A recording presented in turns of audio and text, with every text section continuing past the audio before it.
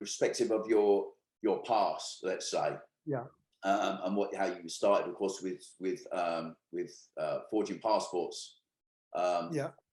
And the one film that came to mind when I was going to be speaking to you was about that film, Frank Abagnale Jr., the young guy in the States, where he got done for mass check fraud, millions, absolute millions. And actually then he was employed by a lot of these companies to teach them how that check fraud can't be done so easily.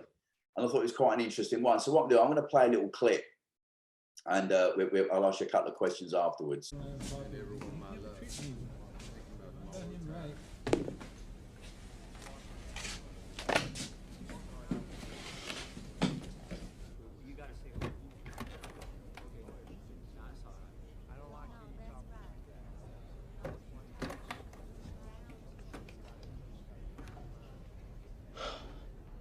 Merry Christmas, Frank.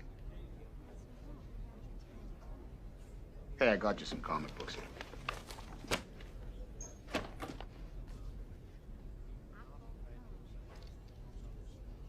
How's your daughter? What was her name? Grace. What? I don't know. She lives with her mother in Chicago. I don't get to see her much. What's in the briefcase? I'm on my way to the airport. It's a paper hanger who's working his way through Minnesota. Oh, jeez, he's driving us crazy. You got any of the checks? Yeah, I got a counterfeit he drew on Great Lakes Savings and Loan. See, he's just using a stencil machine and an Underwood.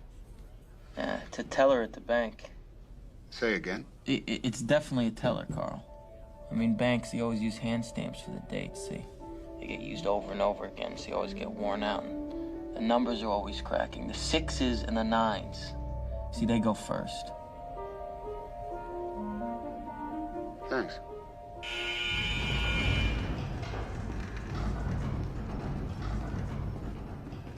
I'd like you to take a look at something for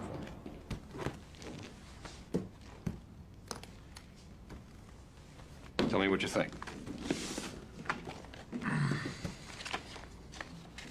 That's a fake. How do you know? You haven't looked at it. Well, there's no perforated edge, right? I mean, this check was hand cut, not fed. Yeah. Paper's double bonded, much too heavy to be a bank check. Magnetic ink, it's raised against my fingers instead of flat. This doesn't smell like Micker. It's some kind of a, some kind of a drafting ink, the kind you get at a stationery store. It's brilliant, that film. Yeah, I'm hard to impress with films on crime and such, but to me, there's as much as they got it's a lot of generic actors in it. I like the rough cut unknown actors sometimes, but I think it's just a phenomenal film. And then of course he went on later on. I know you're a fan of the film, and he went on later on in real life, Frank Abagnale Jr. to be a consultant to all these big blue chip companies, so that he implemented some of the fail safes so companies couldn't get ripped off. So my question is, obviously you like the film. Was you happy the way the film came out at the end, where he became a consultant? I guess you could say would you say he switched sides, or he just exploited the situation best he could, or? I would say he's passionate about what he did, right, or does. And you can see in his eyes when the policeman got the check out, his first check, and his eyes light up, and he's looking at it. I mean, Leonardo DiCaprio is a fantastic actor, but you could see the passion coming through. Right. That's what he's drawn to. Whether he's doing it one side of the fence or the other. Right. I think he's passionate about it, and he'll know every little thing. The perforated edges, the inks, the weight of the paper. Because he does his homework. Most people would think, oh, it's boring. That paper looks like that paper, but then someone in forgery would know that there's different papers. In money, you get a close weave paper, or you get a what do they call it?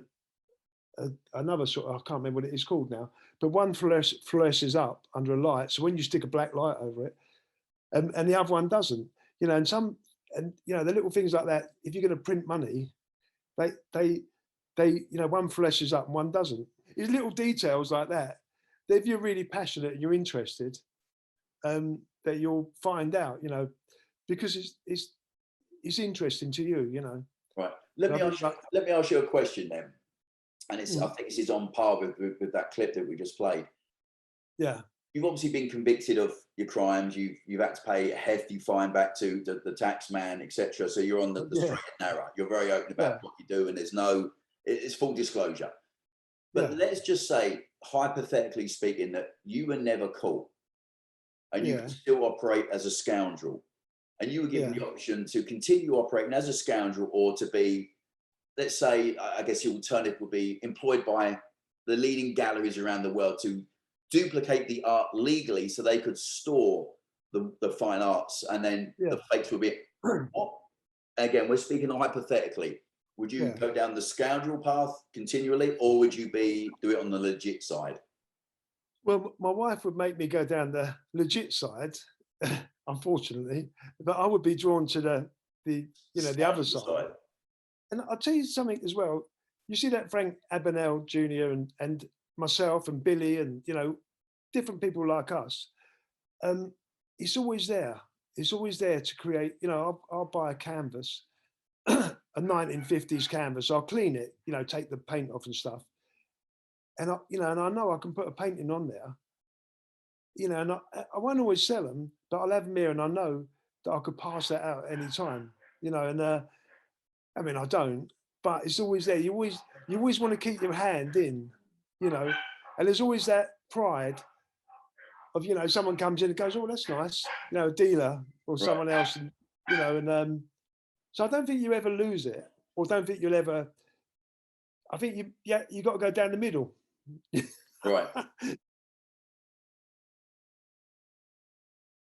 If anyone Googles your name, you're within, I'd say, the top 5 of the world's known Yeah, forgers. You say yeah. you're not an expert. Oh, well, not an expert in the terms of, you know, they call yourself professor or. Going back to that again, because our mutual, obviously we can't put his name on here, but Yeah. when he said about how you're standing in the world of forgers, and I looked up your name, and I'm like, yeah, he's in the top he's in the top 2% in the world. That do you look at other forgers and say, oh, they're really, really good, or I'm better than them, or is it just you just don't think with that mindset? All I try and do is be the best that I can. Right. That's all I want to do is just. I never want to be mediocre. I just want to try and do, and you must know what it's like. I'm always trying for that one step higher. You know, that I just want to create the perfect fake, the perfect forgery. That's all. That's my goal. You're doing pretty good. I mean, by forgers standards, you're listed as one of the best in the world. Yeah.